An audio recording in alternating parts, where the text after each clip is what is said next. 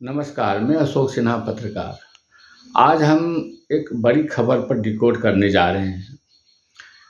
6 मई यानी परसों बिहार मंत्रिमंडल का विस्तार होना था, जिसको लेकर मुख्यमंत्री सम्राट चौधरी मंत्रियों की सूची लेकर दिल्ली पहुंचे थे। प्रधानमंत्री अमित शाह, नितिन नवीन आदि से उनकी मुलाकात भी हुई। वित्त मंत्री निर्मला सीतारमण से भी मुलाकात हुई। कई नेताओं से मुलाकात हुई सम्राट चौधरी की, और एक चर्चा किया गया कि ये 6 मई को कैबिनेट का विस्तार होना है बिहार में, लेकिन वो फिलहाल टलता नज़र आ रहा है। इसलिए कि अभी केंद्र सरकार की नज़र है 5 राज्यों में जो चुनाव हुए उसके परिणाम पर। तो सारा अभी दिमाग का फोकस अभी चुनाव परिणाम को लेकर है। हालांकि जो होना है वो तो होगा ही, लेकिन पूरा दिमाग अभी उलझा हुआ है 5 राज्यों के परिणाम को लेकर। तो हालांकि सम्राट चौधरी सूची लेकर वहाँ पहुँचे थे, जैसा कि जानकारी है। और सूची जो तैयार की गई है उसमें पूर्व मुख्यमंत्री नीतीश कुमार के भी, यानी कि उनके अनुशंसा है, उनकी इच्छा अनुसार वो तैयार हुआ है, जिसमें संजय झा की भी रुचि है उस लिस्ट पर, विजय चौधरी का भी उस लिस्ट पर रुचि है। हालांकि विजय चौधरी को इसमें कहीं कुछ नहीं है, भाई जिसका भी जो भी नाम डालना है डालिए, जिनको नहीं रखना रखिए, हमें कोई दिक्कत नहीं है। वही है, संजय झा का थोड़ा सा इसमें ज़्यादा दिलचस्पी है कि किनको रखना है, कौन किनको नहीं रखना है, कौन दागी हैं, क्या हैं, किनकी क्या मतलब उपलब्धि रही है, तो वो सब का भी एक बात है। और दूसरा, इधर में भारतीय जनता पार्टी में भी कई ऐसे पूर्व मंत्री रहे हैं जिनके कारनामे कुछ बिहार सरकार में बेहतर उपलब्धि का नहीं रहा है। तो कई तरह की बात है, आपस में मंथन हुआ है, लेकिन सूची तो वहाँ पहुँच गया है।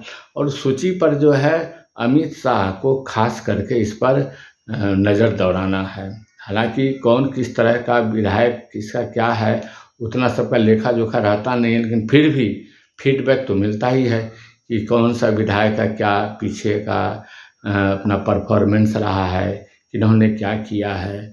तो ये सब चीज़ तो फीडबैक तो मिलता ही है, लेकिन फिलहाल जो है ये 6 मई को होने वाला जो था बिहार मंत्रिमंडल का विस्तार, वो कट गया है। अब 6 मई को बिहार में कैबिनेट की बैठक होगी। तो कैबिनेट के बैठक में तो जाहिर है मुख्यमंत्री सम्राट चौधरी, उप मुख्यमंत्री विजय चौधरी, उप मुख्यमंत्री विजेंद्र प्रसाद यादव, यही 3 व्यक्ति रहेंगे, 3 नेता, 3 मंत्री रहेंगे। उसके बाद जो है आज जो है 5 राज्यों के विधानसभा चुनाव के परिणाम आने हैं, और परिणाम के बाद बहुत जल्द ही तय हो जाएगा कि बिहार में मंत्रिमंडल का विस्तार कब होगा, उसकी तिथि भी जारी कर दी जाएगी। तो फिलहाल अभी जो 6 को होना था कैबिनेट का विस्तार, वो टल गया है। और जितने भी जो नाम हैं सूची, वो दिल्ली में हैं।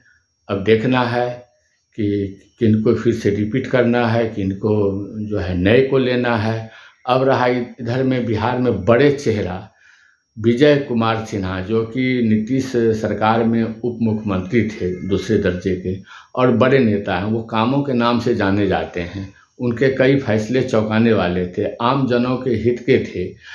तो मुख्यमंत्री सम्राट चौधरी और विजय सिन्हा में थोड़ा सा तो अंदर अंदर मनमुटाव तो है ही।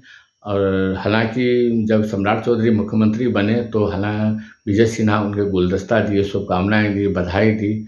खैर वो तो है, वो तो होता ही है, वो तो करना ही है।